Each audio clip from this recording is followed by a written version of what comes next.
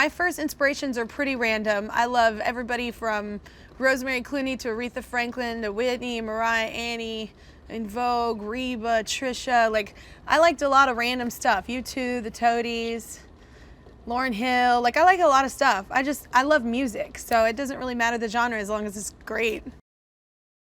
You know what? I didn't have a mentor. I think honestly, because I came in the business a really weird, odd way, and nobody had really done that before. So there was no roadmap. There was no like blueprint of how to achieve what I wanted to achieve. Everything that happened was like a first time for somebody coming from a TV show. So I didn't have a mentor. I would have loved that. I would have loved to have somebody that I was very similar to, that kind of was the light at the end of the tunnel. I think that would have helped me in a lot of ways. So I try and be that for like younger artists that are like fans of mine, but I'm not really mother hen. I'm still kind of a child, so it's very hard for me to do that. But I always try to give good advice because I feel like that would have helped me tremendously.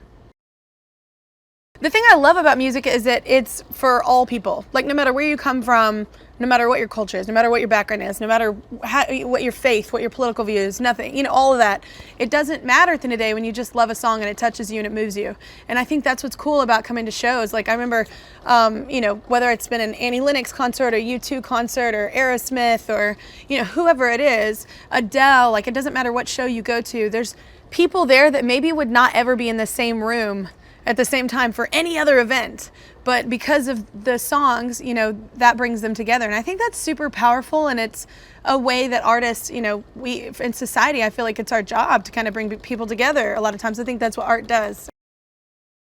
I think that the best thing music has done for me personally is just freedom. Like, I think like I felt very, we moved around a lot, and there was a lot of change happening in my childhood and a lot of hurdles. And I think it was the one constant for me, and it was the one safe place, and it was the one thing that whenever I found out I could sing and people actually enjoyed it, like when I was on stage, like it gave me confidence and it completely changed my whole person. So, I mean, it's been pretty powerful for me. I know it sounds cheesy, but it's pretty cool for me to be on the show because I get to basically, help someone that was me. And, I have had 15 years of success off of it, and I don't think anybody, including myself, knew that was going to happen. So, I mean, it's pretty cool to be that light at the end of the tunnel for some people because they think, a lot of people are talented and a lot of people don't make it. So it's nice for them to have this stage and this opportunity, and me to look at them and go, no, I was you. Like, I'm not feeding you any lines. Like this can happen for you. And I think that that's really, honestly, it's for them. It's for me to be able to pay it forward, but also selfishly, it's like gratifying to be able to do that for somebody as well. I think that it would be really cool to turn my chair for someone, and then 10 years later, they have this massive career, or even not even massive, just a career in what they want to do. They get to do what they want to do, and that's really, really cool. I don't think it's a shock that the Blinds are my favorite. It's everyone's favorite of The Voice, and it's because it focuses on the talent and not just the aesthetic appeal. So I feel like that's kind of what I do in the industry. I think people really come to my shows because they want to hear me sing. So I thought it was a perfect fit for me, one. And two, I like that The Voice has coaches rather than judges, just because I'm a people person. So I like investing in people, and I like, thinking about all the options of which songs they're going to sing. I like the part that it's a relationship rather than it's just me giving pointers. It's more of like a team effort, and that's way more my personality and speed.